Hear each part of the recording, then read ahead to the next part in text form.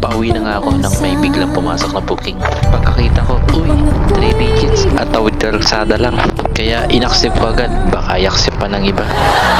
Sa pagmamadali ko, di ko napansin, Pasay pala, aray ko. Ayun, na out of way tuloy. Habang naghihintay kay passenger, shoutout muna tayo. Shoutout kay Jeneline D, ang ante ng Jetmax at ANA. Ay salamat, after 15 days dumating din.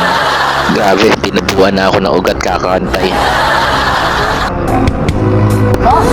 Saan mo mas gusto kumain sa EDSA?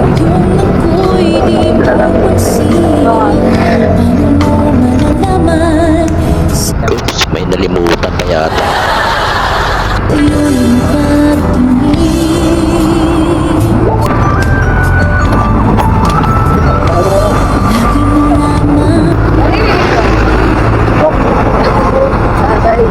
Lager daw. Ang lager daw. Sa pagsakay niya, pinaspasan ko agad at baka kabutan pa ng araw. Parang vampira lang takot sa araw. Si passenger, parang vampira lang din ang pagkakuha ng cake si Batman.